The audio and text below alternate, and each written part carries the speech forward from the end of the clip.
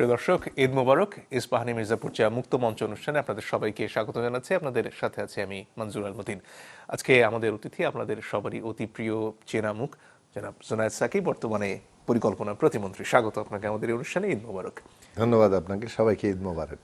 এই অনুষ্ঠানে আমরা সচরাচর একজন মানুষের আজকে তিনি যে মানুষটা হয়ে উঠেছেন সেটার গল্পটা জানবার চেষ্টা করি। অনুষ্ঠান শুরুর আগে আলাপ হচ্ছিল যে আপনার এর আগের যে রাজনীতির দীর্ঘ পথ চলা, সেটা শুরুটা বোধ করি সেই 90-এর দশকে। স্কুল জীবনেই কি জড়িয়ে পড়েছিলেন না তার খানিকটা পরে? সবাইকে সালাম, শুভেচ্ছা, আসসালামু আলাইকুম। মানে আমার নিজের কথা বলার বিষয় আসলে খুব বেশি কথা খুঁজে পাই না, কিন্তু রাজনৈতিক কর্মী হিসেবে তো আসলে আমার পথ চলাটা দিনে দিনে অনেক দিন হয়েছে আর কি। মানে বলতে পারেন একজন প্রায় সার্বক্ষণিক রাজনৈতিক কর্মী হয়ে উঠেছি 1990 সালের এই গণ আন্দোলন, গণ অভ্যুত্থানের মধ্য দিয়ে। যদিও রাজনৈতিক সচেতনতা আমার আরও অনেক আগে থেকে, রাজনীতির প্রতি আগ্রহটা তৈরি হয়েছে একেবারেই মানে বলতে পারেন ক্লাস 3, 4, 5 এই সময়। কিভাবে সেটা? ইন্টারেস্টিংলি কতগুলো কোইন্সিডেন্স আছে।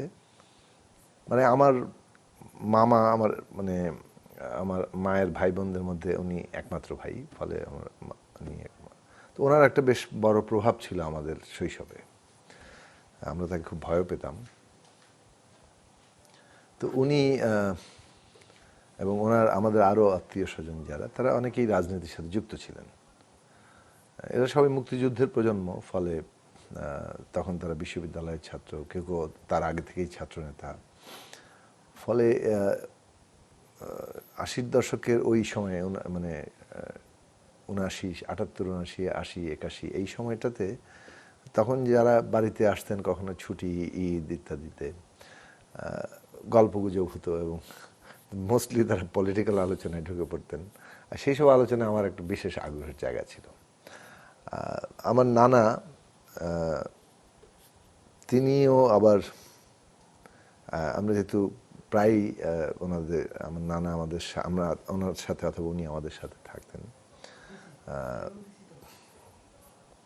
দেখা গেছে যে ওনার হচ্ছে নিয়মিত অভ্যাস ছিল বিবিসি এবং ভয়েস অফ আমেরিকা শোনা, রেডিওতে।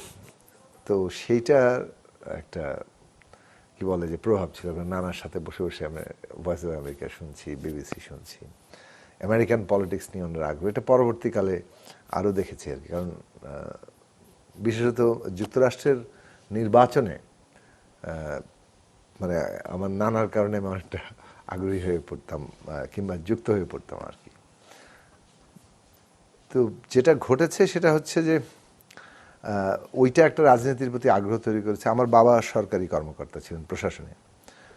তো উনি যখন খাগড়াছড়িতে ছিলেন তখন প্রেসিডেন্ট জিয়াউর রহমান খাগড়াছড়ি গেলেন এবং সেখানে খাল কাটার কর্মসূচি ছিল।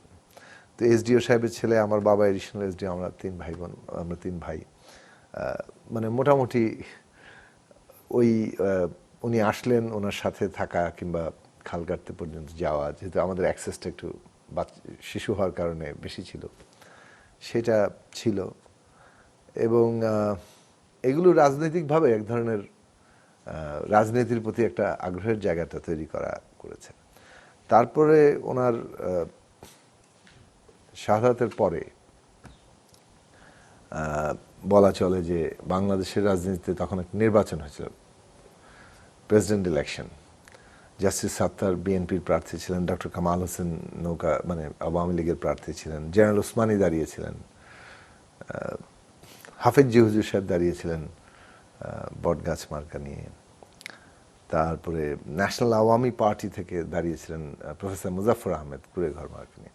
এগুলো প্রত্যেকটার প্রতি আমার আগ্রহ ছিল, কারণ আমাদের পরিবারের কানেকশন ছিল কারো না কারোর সাথে, কোনো না কোনো দল। তখন স্কুলেই পড়ছেন? স্কুলে মানে একদমই বললাম না, ক্লাস 4-এ পড়ি আমি, 3 অথবা 4-এ। হ্যাঁ, আমি 88 সালে এসএসসি পাস করেছি, সুতরাং সেই হিসেব করলে এটা 81 সালের ঘটনা, অথবা 81 অথবা 82। তো ওই নির্বাচনের মধ্যে, এটা বললে মনে হবে এখন মানে আমরা শিশুরাও কিন্তু ইলেকশন করে। এবার আমি তো দেখেছি আমার নির্বাচনী প্রচারণায় হাজার হাজার শিশু বিভিন্ন জায়গায় কাজ করেছে, মানে তারা তাদের যে উৎসাহ, নিরাপত্তা বা উৎসবের আমেজটা উৎসবের থাকে তো আমেজটা, তারা ওরা যে জড়িয়ে পড়ে। পরিমাণ স্লোগান দেয়, ওরা যেভাবে কি বলে আনন্দ করে, সেইটার তো এইরকম এর চাইতে আনন্দকর দৃশ্য আসলে আর কি হতে পারে। তো যাই হোক, ওইটা আমাদের সময়ে ছিল, কিন্তু আমি অতটা শুধুমাত্র লাফালাফির ব্যাপারটা ছিল না, আমার স্পষ্ট পক্ষপাত তৈরি হচ্ছিল কে কি পারছে কে কি করছে। তো এইটা একটা জায়গা ছিল। এগুলো বললাম এই কারণে যে কখনো বলা হয় না, মানে অনেক ডিটেইলে হয়তো কথা বললাম। তো এর পরের জায়গাটা হয়েছে যেহেতু বদলির মানে চাকরি আমার বাবার, স্বৈরাচার বদলির চাকরি আমার বাবার, ফলে অনেক জায়গায় ঘোরাঘুরি করে শেষ পর্যন্ত ঢাকায় সেটেল হওয়া। ঢাকায় আসার পর পলিটিক্সের চাইতে প্রথম দিকে কিছুটা খেলার প্রতি আগ্রহ আমাদের তৈরি হয়ে গেল। আমরা কি খেলতেন? খেলাধুলা, ফুটবল, ক্রিকেট, এটা তো দুটোই খেলা হতো, আরো অন্যান্য খেলাও ছিল। আমরা পাড়ায় ক্লাব অর্গানাইজ করেছি, খেলাধুলার প্রতিযোগিতা তৈরি, টুর্নামেন্ট হতো বিভিন্ন ধরনের, ব্যাডমিন্টন, ভলিবল, কোন এগুলো। এলাকায় বেড়ে ওঠা? ঢাকার বাসাবোতে। তো সেইখানে এইগুলো আমরা কাজ করছিলাম।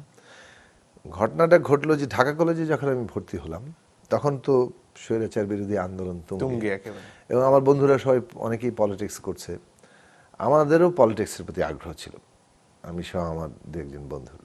এবং আমরা তখন আবার কিন্তু আমরা একটু সিরিয়াস টাইপ ছিলাম আর কি, মানে স্রোতে গা ভাসিয়ে দিচ্ছি ব্যাপারটা এরকম না। আমরা আলোচনা করছিলাম বিভিন্ন দলের সাথে তাদের রাজনীতি নিয়ে, এবং কোনটা আসলে দেশকে বদলানোর জায়গা হয়। ওই একটা উপলব্ধি পুরো স্কুল জীবনে হয়েছে যে দেশের বদল ঘটাতে গেলে, বড় আকারে কোনো পরিবর্তন করতে পলিটিক্স লাগবে।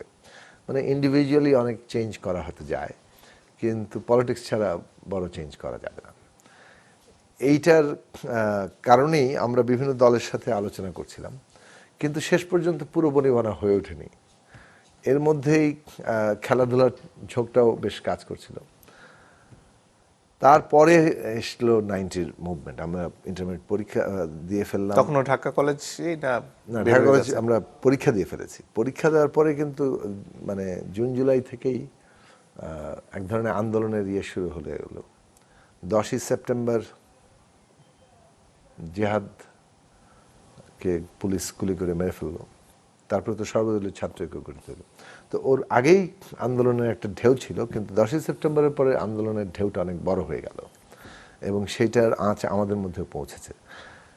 যদিও আমাদের মধ্যে একটা তাড়া ছিল, ভর্তি পরীক্ষা দিতে হবে বিভিন্ন বিশ্ববিদ্যালয়, বুয়েট, মেডিকেল। এর মধ্যে কি পরীক্ষাগুলো হচ্ছিল ঠিকঠাক? পরীক্ষাগুলোর তারিখ ঠিক হয়ে গেছে, কিন্তু নভেম্বরে যখন আন্দোলনটা তুঙ্গে উঠে গেল, এবং 27শে নভেম্বর যখন ডক্টর মিলনের হত্যাকাণ্ড ঘটল, তখন তো আসলে আর পরীক্ষা টরীক্ষার কোনো সুযোগ নেই, কারফিউ জারি হয়ে গেছে। এবং এই কারণে আমাদের সবগুলো ভর্তি পরীক্ষায় পিছিয়ে প্রায় ফেব্রুয়ারির দিকে চলে গিয়েছিল 91 সালে। কিছুটা সেশন জ্যামে আমাদের ওই আন্দোলনের কারণেও বেশ কিছুটা সেশন জ্যামে পড়েছিল। যাই হোক, মোদ্দা বিষয়টা হচ্ছিল যে ওই রাজনৈতিক অভিজ্ঞতা, আন্দোলনের অভিজ্ঞতা আমাদেরকে স্থায়ীভাবে আমাদের জীবনে প্রভাব ফেলেছে। আমার জীবনে বেশ ব্যাপকভাবে প্রভাব ফেলেছে, এবং আমি রাজনৈতিক মানে এটাই আমার ভবিষ্যৎ, এটা মোটামুটি নির্ধারণ করে দিয়েছে আর কি। তারপরে আমরা যেটা করেছি যে আবারও অনুসন্ধান শুরু হলো কোন পার্টি করব। শেষ পর্যন্ত ছাত্র ফেডারেশনকে খুঁজে বের করেছি। সেই সময় কি বদরুদ্দিন ওমরের দ্বারা প্রভাবিত হয়েছিলেন? হ্যাঁ, নিঃসন্দেহে। মানে কোন জিনিসটা আকৃষ্ট করেছিল?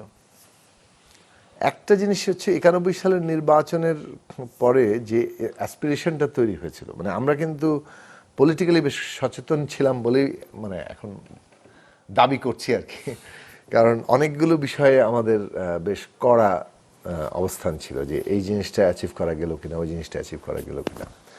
তো ডেমোক্রেসি তো অ্যাচিভ করার বিষয়টা ছিল। 91 সালের নির্বাচনের মধ্য দিয়ে যে সরকার আসলো, মানুষের দিক থেকে পরিবর্তনটা কি ঘটেছে এইটার একটা মানে বিচার শুরু হয়ে গেল, এবং বিশেষভাবে দেখা গেল যে আগেকার কাঠামোটার তেমন কোনো পরিবর্তন হয়নি। এই যে আমরা এখনো ক্ষমতা কাঠামো নিয়ে আন্দোলনের কথা বলি, এটা কিন্তু আমার 1990 এবং 91 সালের এই বিষয়টা এসছে, এবং আমার প্রথম বক্তৃতার মূল বিষয়বস্তু ছিল এইটা যে এরশাদ স্বৈরাচার গিয়েছে, কিন্তু স্বৈরতান্ত্রিক কাঠামোটা রয়ে গেছে। তো সেই জায়গা থেকে আমরা আলাপ আলোচনা করছিলাম এবং একটা সামাজিক পরিবর্তন আনতে হবে, সমাজে একটা সামাজিক বিপ্লবের মতো ঘটাতে হবে, যেটা আসলে মানুষের এই যে কেবলমাত্র নির্বাচনী গণতন্ত্রই মানুষের জীবনের মৌলিক পরিবর্তন আনবে না, এই উপলব্ধিটা আসতে শুরু করেছে। আমরা একই সাথে এই ধরনের লেখা চিন্তার সাথে পরিচিত হচ্ছি এবং স্বভাবতই এক ধরনের এই প্রগতিশীল রাজনীতির প্রতি ঝোঁক তৈরি হয়ে গেছে। যদিও একই সময়ে মানে সোভিয়েত ইউনিয়নের পতন ঘটছে, কিন্তু এটা একটি মানে ইন্টারেস্টিং মোমেন্ট আমাদের জীবনে, যে ওই পতনটা আমরা ওইটাকে করছি যে না, নিশ্চয়ই ওখানে কোনো মানে ওই ব্যবস্থার মধ্যে অনেকগুলো সমস্যা ছিল বলেই তার পতন ঘটছে। কিন্তু এই যে প্রগতিশীল রাজনীতির মূল কথাটা, যে মানুষের মধ্যে অধিকার এবং সুযোগের সমতা আনতে হবে এবং সমতার প্রশ্নটা যে গুরুত্বপূর্ণ, এটা আমাদের ছেড়ে যায়নি আর কি। মানে ওইটাকে আমরা আরো বেশি আঁকড়ে ধরেছি, চেষ্টা করেছি, যার ফলে ওইটাই রাজনীতির ড্রাইভিং ফোর্স হয়ে উঠলো। এবং ছাত্র ফেডারেশনে এসে মনে হলো যে হ্যাঁ, এই পলিটিক্সটা তারা এগিয়ে নিয়ে যাচ্ছে। তো ওই থেকে ধরুন বলা চলে যে একটা সার্বক্ষণিক রাজনৈতিক কর্মী, যদিও আমাদের রাজনৈতিক চিন্তার এক জায়গায় পুরোপুরি দাঁড়িয়ে থাকেনি, বাস্তবতা, অভিজ্ঞতা সবকিছুর মধ্যে দিয়ে পরিবর্তন নানাভাবে ঘটছে। কিন্তু মূল প্রশ্নটা যেটা, যে জনগণের জীবনের পরিবর্তন আনা, সেটা শ্রেণীগতভাবে, আর্থসামাজিক দিক থেকে, সেটা যে কোনো পরিচয়ের দিক থেকে, ধর্ম, জাতি, লিঙ্গীয় পরিচয়, মানুষের মধ্যে অধিকার এবং মর্যাদার, সুযোগের সমতার প্রশ্নটাকে কেন্দ্রে রেখে রাজনীতিটা দাঁড় করাতে হবে। আদারওয়াইজ রাজনীতি তো কেবল ক্ষমতার প্রশ্ন দাঁড়িয়ে গেল। সেই কেবল ক্ষমতার ব্যাপারে আমাদের আগ্রহ তৈরি হয়নি তখন। ফলে এই রাজনীতিটাকে আমরা মানে আঁকড়ে ধরেছিলাম, সেটার পেছনেই সময় ব্যয় করেছি। বিশ্ববিদ্যালয় জীবনটা কেমন কাটলো? বিশ্ববিদ্যালয়ের জীবনই আর থাকলো না, মানে মধুর ক্যান্টিন জীবন হয়ে গেল। প্র্যাকটিক্যালি আমি স্ট্যাটিস্টিক্সের ছাত্র ছিলাম, কিন্তু আমি পড়া শেষ করতে পারিনি। মানে আমার আসলে রাজনৈতিক কর্মকাণ্ডই এত বেশি, এবং সাংগঠনিক বিষয়টাও কিছুটা, মানে সংগঠনও তো প্রভাব ফেলে, সংগঠনের সংকট আসে, ওঠানামা থাকে, এবং সেটার দায়িত্ব নিতে হয়। তো তখন আমার কাছে পলিটিক্সটা অনেক বেশি গুরুত্বপূর্ণ ব্যাপার মনে হয়েছে আর কি। সো একাডেমিক লেখাপড়া ক্ষতিগ্রস্ত হয়েছে, সেটার দিকে আর মনোযোগ থাকেনি, ধারাবাহিকতা রক্ষা করতে পারিনি। পরে যদিও গ্র্যাজুয়েশন করে আবার ল করতে চিন্তা করেছিলাম, সেখানেও আসলে ধারাবাহিকতা রাখতে পারিনি। প্রতি মুহূর্তেই সংগঠনের ওঠানামা আমার উপরে দায়িত্ব নিয়ে এসছে। আর একটা বড় জায়গায় ঘটেছে যে মানে একাডেমিক পড়াশোনার চাইতে রাজনৈতিক পড়াশোনা অনেক বেশি মনোযোগ এবং আগ্রহের জায়গা দখল করে নিয়েছিল। ফলে মনে হচ্ছিল যে এটাই আমার কাজ। আমার এক শিক্ষক ছিলেন, বলছে তুমি তো তোমার কাজ করতেছোই, তোমাকে কেন এটা নিয়ে দেখাদেখি করতে হবে? পরিবার থেকে চাপ আসেনি কখনো? একটা প্রথাগত চাপ তো নিশ্চয়ই ছিল, মানে চাপ ছিল, কিন্তু ওই চাপকে আমি যে আমার উইল ফোর্সের কাছে পরিবার আসলে খুব চাপটা দিয়ে সুবিধা করতে পারে নাই। সেটা কতদিন পর্যন্ত ছিল, আর কখন পরিবারের দিক থেকে হাল ছেড়ে দেওয়া হয়েছে? প্রায় ছাত্র আন্দোলনের শেষ পর্যন্ত ছিল। আমি যখন ছাত্র সংগঠনের সভাপতির দায়িত্ব পালন করি, তখন অলরেডি আমার ব্যাচ বেরিয়ে গেছে। তো আমারও বেরিয়ে যাওয়ার কথা আর কি। মানে আমাদের সময় আসলে অনেক দিন পর্যন্ত ছাত্র আন্দোলন করার ট্রেডিশন ছিল আর কি। মানে আপনি ছাত্রত্ব শেষের পরেও অনেকে 5-10 বছর ছাত্র রাজনীতি করতো। আমরা আবার ভেবেছি না, ছাত্র আন্দোলন করব ছাত্রত্ব থাকাকালীন সময়ের মধ্যে। তো আমাদের সংগঠনের তখন ট্র্যাডিশনটা আমরা করেছিলাম যে লাস্ট মাস্টার্স শেষ হওয়ার অথবা মাস্টার্সে থাকাকালীন সময়ই মানে রাজনৈতিক শেষ ধাপটাতে আসবে, কিংবা মাস্টার্স শেষ হওয়ার পরপরই, যাতে একটা টার্ম সে প্রেসিডেন্ট, সেক্রেটারি ইত্যাদি মানে বড় দায়িত্বটা পালন করতে পারে, তারপরে অন্যরা জীবনে প্রবেশ করবে আর কি, সেটা রাজনৈতিক হোক অথবা পেশাগত হোক। তো সেই জায়গাটায় আমরাও ওই একটা ধাপ, আমি 2 বছরের জন্য ছাত্র সংগঠনের প্রেসিডেন্ট হিসেবে দায়িত্ব পালন করেছি। তো ওই পর্যন্ত তো একটা আকাঙ্ক্ষা ছিল, মানে প্রত্যেকটা পরিবারের তো আকাঙ্ক্ষা থাকে, মানে যে কে কি হবে কিংবা কি হওয়া উচিত।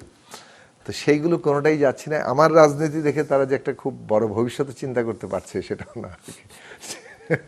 এটার কবে কোন পরিবর্তন হবে। সেই তো কিন্তু একটা ভালোবাসার জায়গা ছিল, মানে যেহেতু আমি যেটা করেছি সেটা অত্যন্ত আন্তরিকভাবে করেছি, জেনুইনলি করেছি, ফলে সেইটার জেনুইনিটির একটা গুরুত্ব থাকে না। মামা কি ওইটা সবসময় শক্তিও থাকে। পাশে ছিলেন?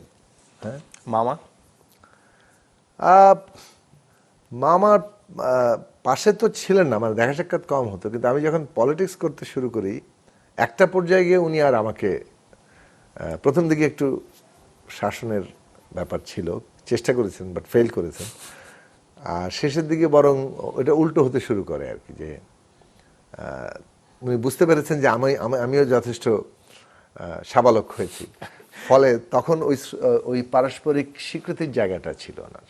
একটা বিরতির সময় হয়ে গেল, আমরা একটু পরে ফিরে আসবো আবার এই আলোচনায়। দর্শক, আশা করি আপনাদের তখনও সাথে পাবো।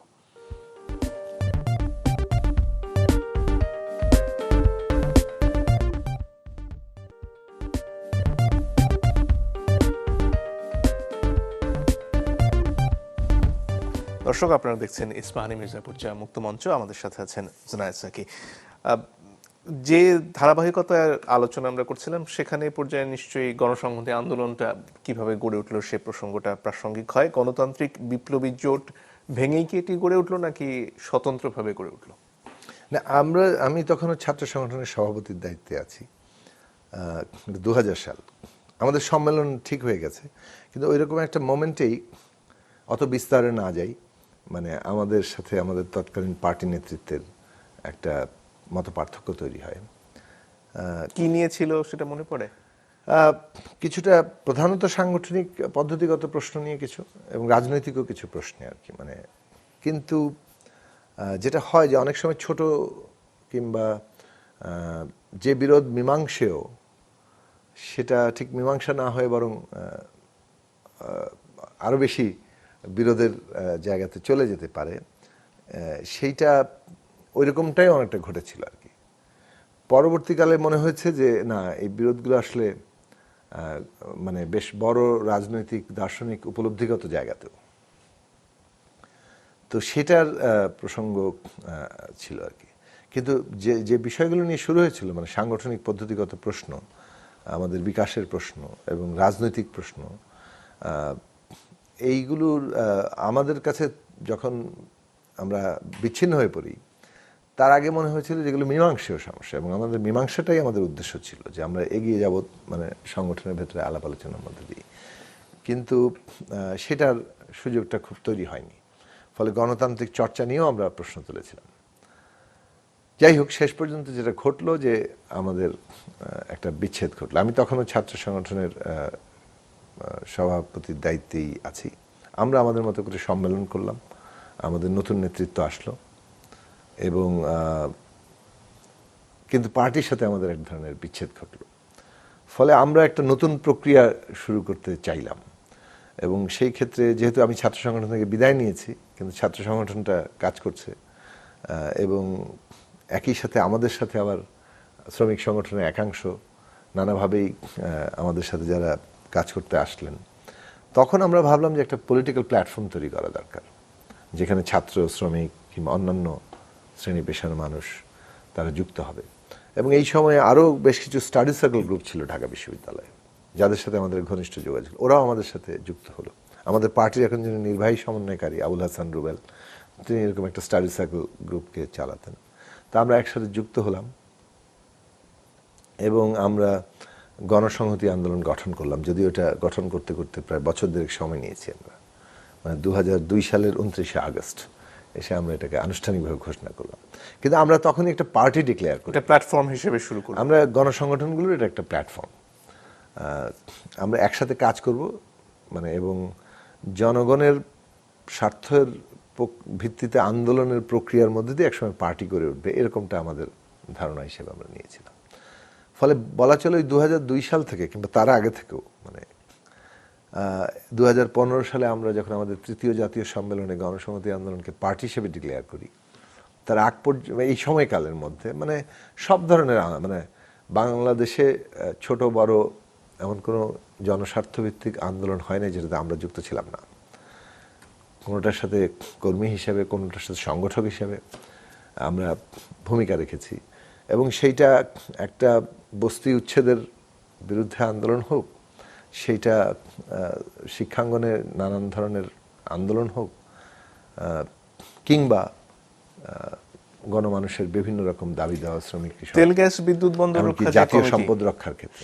এবং আমরা আবার যখন আমরা 2000 সালের পরপরই জাতীয় সম্পদ রক্ষার আন্দোলনটা দানা বাঁধতে শুরু করলো, এবং প্রথম থেকে আমরা এটার খুব সক্রিয় এটা অংশীদার কিভাবে হতে গড়ে উঠলো? এটা কি আপনাদের মধ্য থেকেই আলোচনার মধ্য দিয়ে আসলো, না আরো অনেকে মিলে জিনিসটা হলো? এটা আসলে দুটো কেন্দ্র থেকে এসছে।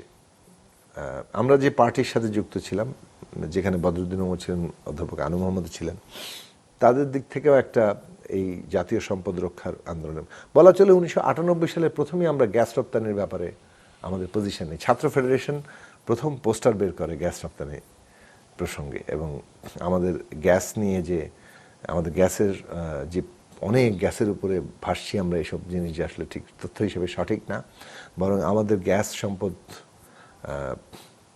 মানে যথেষ্ট নয়, এবং এটার সর্বাধিক ব্যবহারটা দরকার, যাতে করে আমরা আমাদের শিল্প কলকারখানা, আমাদের শিল্পায়ন, আমাদের অর্থনীতির বিকাশে এটাকে আমরা সর্বোচ্চ মাত্রায় কাজে লাগাতে পারি। তো এইটার জাতীয় সম্পদ রক্ষার আন্দোলন আমরা ছাত্র জীবন থেকেই করছি। তো পোস্ট 2000 যেটা ঘটলো যে একদিকে বামপন্থী দলগুলো তখন ইঞ্জিনিয়ার শেখ মোহাম্মদ শহীদুল্লাহকে সামনে রেখে একটা তেল গ্যাস রক্ষা জাতীয় কমিটি করার চেষ্টা করেছেন, অন্যদিকে আমরাও জাতীয় সম্পদ রক্ষার আন্দোলন নিয়ে কাজ করছি। পরবর্তীকালে এই দুটো ধারা একসাথে একটা সমন্বয় কমিটি হিসেবে তেল গ্যাস সম্পদ রক্ষা জাতীয় সমন্বয় কমিটি হিসেবে আসলো। তো এই জাতীয় কমিটি নেতৃত্বে তখন ইঞ্জিনিয়ার শেখ মোহাম্মদ শহীদুল্লাহ ছিলেন আহ্বায়ক হিসেবে, প্রথম দিকে আরও অনেকে ছিলেন, শেষ পর্যন্ত আনু মোহাম্মদ এটা সদস্য সচিব হলেন। তো এই আন্দোলনের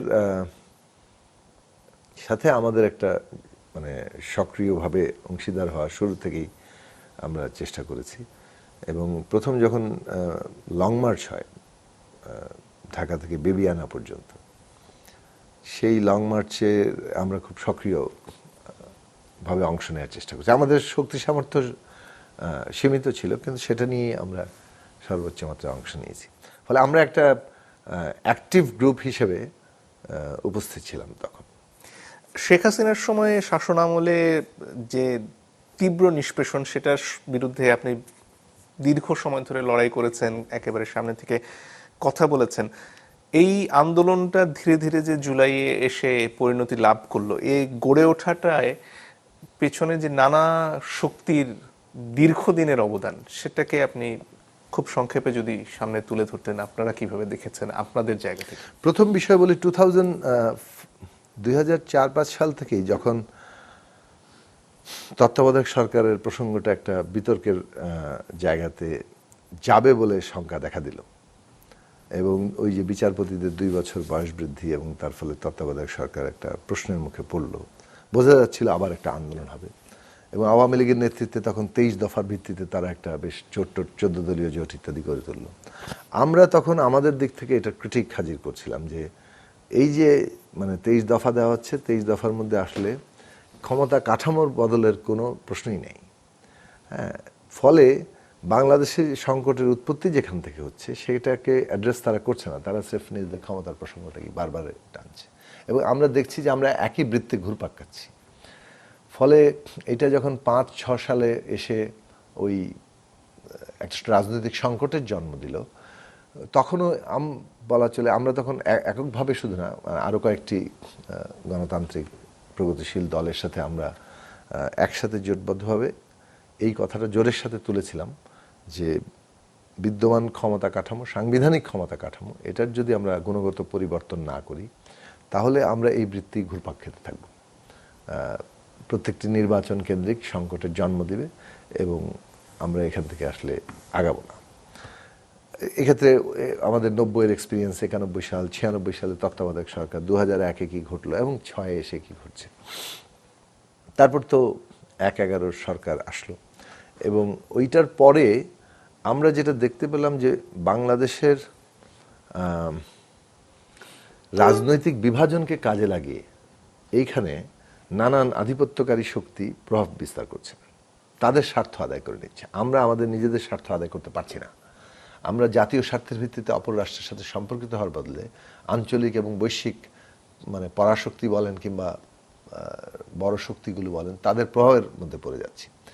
এইটার একটা বড় মানে জায়গা হচ্ছে যে জনগোষ্ঠী আমাদের যে বিভক্তি, এই বিভক্তিকে তারা কাজে লাগাচ্ছে।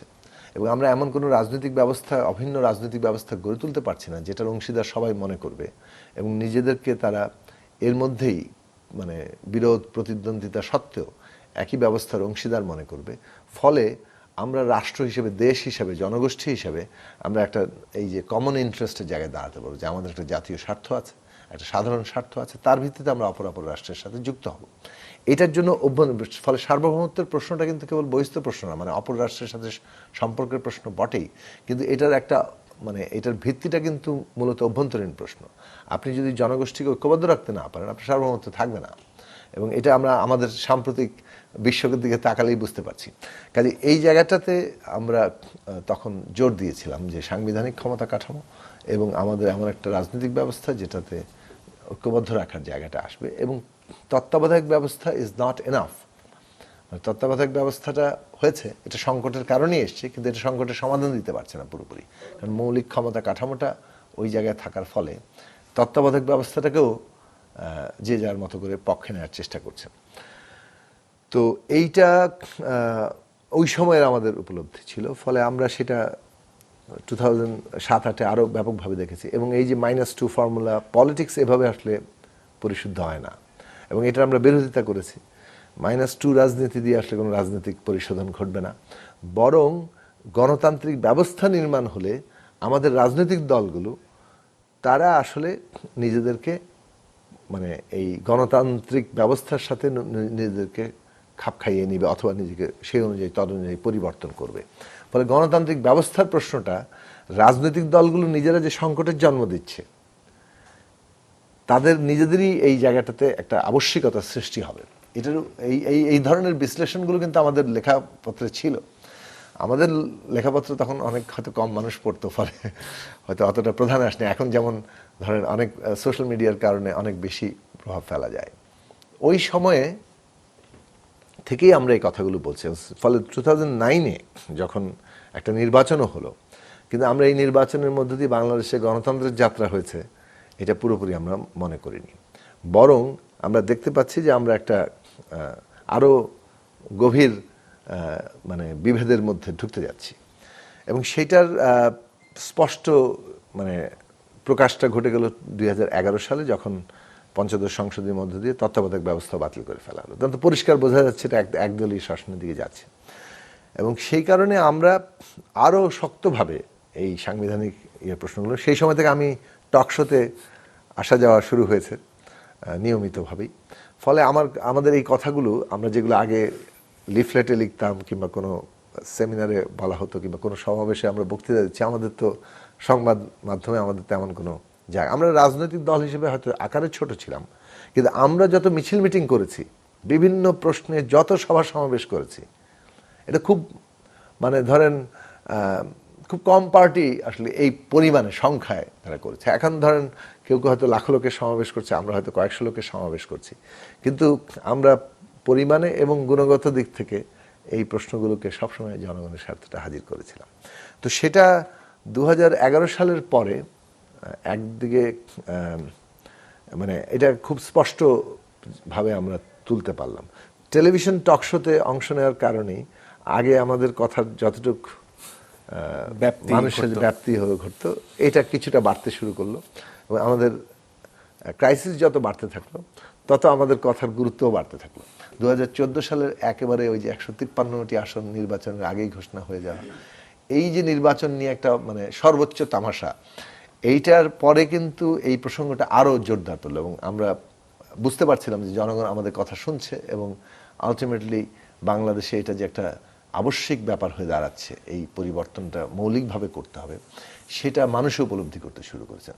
বিএনপি 2018-এর আগে এটা ফিল করছিল, কারণ 2016 সালেই আপনি দেখবেন যে বেগম খালেদা জিয়া আমাদের প্রয়াত প্রধানমন্ত্রী, তিনি কিন্তু ওই যে ভিশন 2030-তে বেশ কিছু মানে অনেক কিছুটা সংস্কারের মানে ইঙ্গিত দিয়েছিলেন, অনেকগুলো প্রশ্ন সেখানে তারা হাজির করেছিলেন। কিন্তু 2018-এর এই ইলেকশনে আগে বিএনপি ঠিক সংস্কারকে তখনও ফোকাস কেন্দ্রীয় বিষয়ে পরিণত করেনি। আমরা যখন জাতীয় ঐকমত্যের ডাক দিলেন ডক্টর কামাল হোসেন এবং বিএনপি সহ একটা ঐকমত্যের ওই কি বলে জাতীয়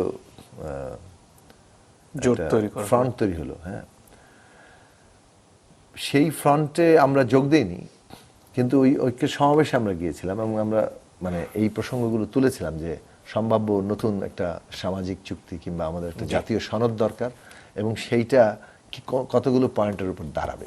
এবং এই যে আজকে আমরা এখন জাতীয় সনদ বলছি, তার মৌলিক ফান্ডামেন্টাল অনেকগুলো প্রসঙ্গ কিন্তু সেখানে উপস্থিত ছিল। তো আমি শেষ করবো এটা বলে যে 2018-এর ওই নির্বাচনের অভিজ্ঞতার পরে দেশের প্রধান রাজনৈতিক দল, অন্যতম প্রধান রাজনৈতিক দল বিএনপিও কিন্তু উপলব্ধি করলো যে এই ব্যবস্থা রেখে আর কোনো মানে একটা নির্বাচনও হবে না, যার ফলে বিএনপি কিন্তু একটা বৃহত্তর ঐক্যের তাগিদ অনুভব করলো, যে কথাটা আমরাও আমাদের জায়গা থেকে তুলছিলাম যে জনগণের বৃহত্তর ঐক্য ছাড়া এই রকম একটা ফ্যাসিস্ট সরকারকে পতন ঘটানো যাবে না। যার ফলেই একটা যুগপৎ আন্দোলন, যার ফলে 31 দফা রাষ্ট্র ব্যবস্থা মেরামত সংস্কারের প্রশ্নটা সামনে আসলো ঐক্যবদ্ধভাবে, এবং সেইটার পাটাতনের উপর দাঁড়িয়ে জুলাই অভ্যুত্থান তৈরি হয়েছে।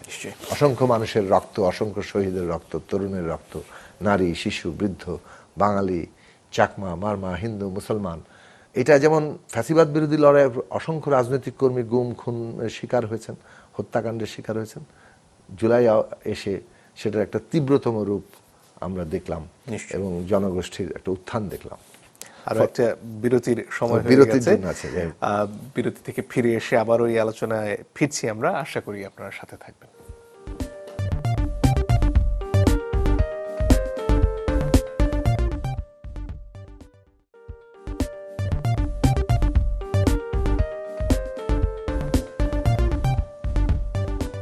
দর্শক, আপনারা দেখছেন ইসমানী মির্জাপুর মুক্ত মঞ্চ, আমাদের সাথে আছেন জুনায়েদ সাকি। এবারে সাম্প্রতিক সময়ের আপনার অভিজ্ঞতাগুলোতে আসতে চাই। নির্বাচন করলেন, নির্বাচনে বিজয়ী হয়ে এমপি হলেন, সরকার গঠন করলো আপনাদের জোট এবং সেখান থেকে প্রতিমন্ত্রীও হয়েছেন। ক্যাবিনেটে আপনার দিনগুলো কেমন কাটছে? নির্বাচনের অভিজ্ঞতা কেমন ছিল?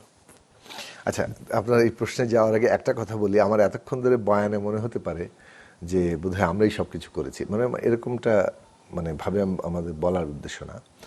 আমাদের একটা ভূমিকা রাখার আমরা চেষ্টা করেছি এবং মূল প্রশ্নগুলোকে তোলার জন্য আমাদের যতটুকু সামর্থ্য ছিল সেটা তোলার চেষ্টা করেছি। এবং এইটা নিশ্চিত করে বলবো যে আমাদের প্রতিষ্ঠা লগ্ন থেকে, মানে আমাদের গণসংহতির প্রতিষ্ঠা লগ্ন থেকে এই সাংবিধানিক ক্ষমতা কাঠামো এবং এই রাষ্ট্র ব্যবস্থার একটা যে গণতান্ত্রিক রূপান্তর দরকার, এই প্রশ্নটা আমাদের কেন্দ্রীয় প্রশ্ন ছিল এবং সেটার সাথে আর্থসামাজিক ব্যবস্থার সম্পর্ক আমরা তুলে ধরেছি। ফলে এটাকে আমরা টোটালিটিতে দেখেছি এবং সেই রাজনীতি বাংলাদেশে রাজনীতির অভ্যন্তরীণ প্রয়োজনেই এটা মুখ্য রাজনীতিতে পরিণত হয়েছে। এবং কিন্তু যেটা ঘটলো যে এই যে এত আত্মত্যাগ, এর মধ্য দিয়ে এটা দাঁড়িয়েছে, বলবো যে পরিবর্তন এসছে। মানে আওয়ামী লীগ এই প্রক্রিয়া আসতে চাইলো না। আমরা যখন 31 দফা তুলি, আমরা কিন্তু প্রচুর আপনার সাথে টকশোতে বহুবার বলেছি যে আপনাদের প্রস্তাব কি? আপনাদের তো কোনো প্রস্তাব নেই, আপনারা তো এই একদলীয় ফ্যাসিস্ট ব্যবস্থার বাইরে আর কোনো দিকে আপনাদের কোনো ব্যবস্থা নেই। তার মানে আওয়ামী লীগ আসলে এইরকম একটা দেশ, এরকম রাষ্ট্র ব্যবস্থাই চাচ্ছিল যেখানে তাদের একচ্ছত্র কর্তৃত্ব এবং ক্ষমতা থাকবে, যার ফলে আমাদেরকে লড়াই করতে হয়েছে সমস্ত ধরনের অত্যাচার মোকাবেলা করে এবং আমাদের ছাত্র জনতাকে, শ্রমিকদেরকে কীরকম নির্বিচারে মানে প্রাণ উৎসর্গ করে এই অভ্যুত্থানটা তৈরি করতে হয়েছে। এখন যেটা বিষয় যে যারা লড়াই করেছেন সেই দলগুলোর মধ্যে কিন্তু এই গুণগত পরিবর্তনের একটা স্বীকৃতি আছে। সেটা আমাদের জাতীয় ঐকমত্য কমিশনে মধ্য দিয়ে আমরা একটা জুলাই জাতীয় সনদে পৌঁছেছিলাম। সেটা বাস্তবায়নটা এখন আমাদের সামনে করণীয়। এটা বাস্তবায়িত হলে প্রথমবারের মতো বাংলাদেশে আপনি বলতে পারেন যে রাজনৈতিক একটা পরিবর্তন, মানে কেবল ক্ষমতার পরিবর্তন না, মানে ক্ষমতার মানে কিংবা শাসকের পরিবর্তন ঘটলো না, এই প্রথমবারের মতো শাসন ব্যবস্থার একটা পরিবর্তন ঘটলো, যে স্লোগানটা আমরা তুলেছিলাম যে সরকার ও শাসন ব্যবস্থা বদলাতে হবে। তবে আমাদের আকাঙ্ক্ষা ছিল যে রাজনৈতিক শক্তিও একটা গড়ে উঠবে, মানে আমাদের প্রতিষ্ঠিত রাজনৈতিক শক্তিগুলোর বাইরে একটা নতুন রাজনৈতিক শক্তিও গড়ে উঠবে। তবে রাজনৈতিক প্রক্রিয়াটা এমনভাবে এগোলো যে প্রতিষ্ঠিত রাজনৈতিক শক্তিগুলোর মেরুকরণের মধ্যেই সবাইকে চলে আসতে হবে। সবাই শেষ পর্যন্ত জায়গা করে নিল। এখন ধরেন পলিটিক্স তো হচ্ছে প্র্যাগম্যাটিক্যালি, মানে অর্থাৎ আমরা যেহেতু জনগণের জীবনে পরিবর্তন আনার জায়গাটা চাই, আমাদের দিক থেকে ছিল যে যুগপৎ আন্দোলন করেছি ফ্যাসিবাদ সরাতে, তারপর ফ্যাসিবাদী ব্যবস্থাটা বদল করতে। তার জন্য আমাদের এই সাংবিধানিক সংস্কার বা রাষ্ট্র ব্যবস্থার সংস্কারের প্রশ্নে ঐকমত্য দরকার, নির্বাচন দরকার, সেটাকে বদল করা দরকার।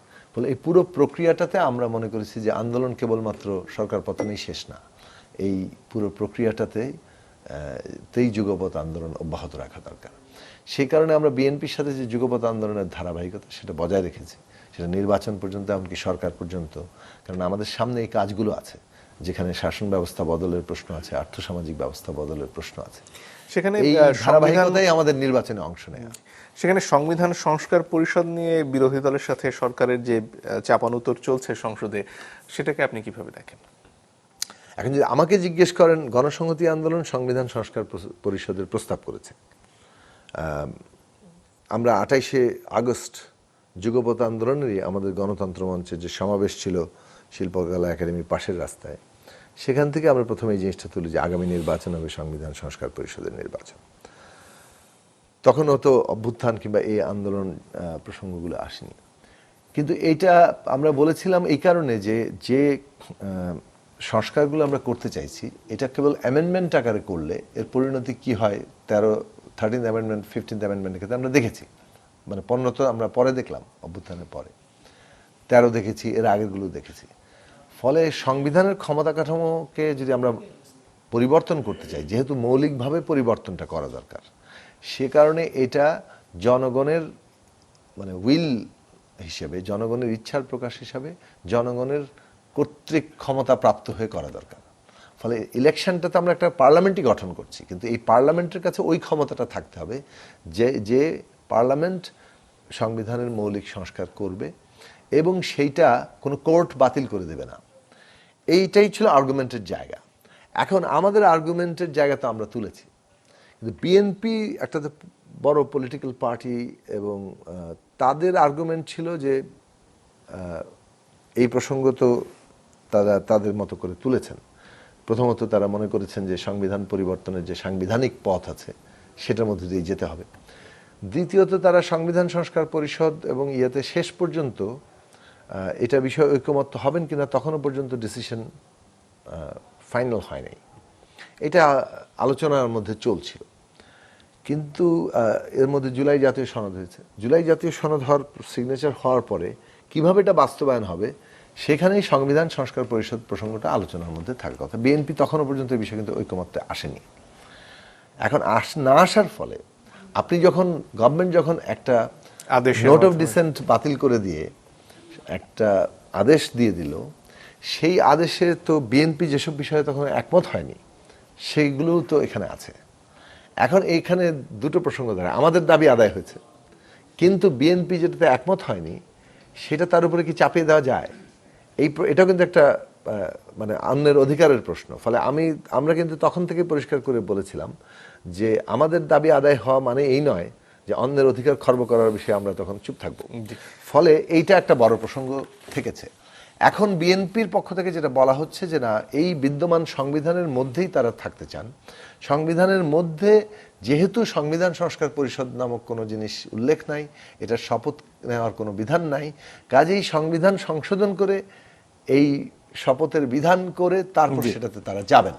অর্থাৎ তারা সংবিধানের কাঠামোর বাইরে যাবেন না। ফলে এই সংখ্যাগরিষ্ঠ 2/3 সংখ্যাগরিষ্ঠতা পাওয়া দলের সাথে আমাদের যদি জুলাইয়ের আজ আকাঙ্ক্ষা যে মৌলিক পরিবর্তনগুলো আমরা আনতে চেয়েছি সেটার ব্যাপারে বিএনপির পজিশন কিন্তু যে তারা সেটা জুলাই জাতীয় সনদ বাস্তবায়ন করতে অক্ষরে অক্ষরে বাস্তবায়ন করতে, সেটা তারা এই সংসদেও বলেছেন। কাজে ওই জায়গাটাতে মনে হয় যে খুব চাপানুতর তো আছেই, কিন্তু আমাদের ঐকমত্যের জায়গা থাকা দরকার। লক্ষ্যটা হচ্ছে সাংবিধানের মৌলিক ক্ষমতা কাঠামোগত পরিবর্তন, যেটা গণতান্ত্রিক হবে, যেটা জবাবদিহিমূলক হবে। সেটা অর্জন করার পদ্ধতি নিয়ে আমাদের কিছু পার্থক্য আছে, কিন্তু সেখানে একমত ঐকমত্য তৈরি করা সম্ভব। জি, অনেক অনেক ধন্যবাদ আজকে আমাদেরকে সময় দেওয়ার জন্য। আবারও আপনাকে ঈদ মোবারক জানিয়ে এবং দর্শক আপনাদেরকে ঈদ মোবারক জানিয়ে শেষ করছি। ধন্যবাদ।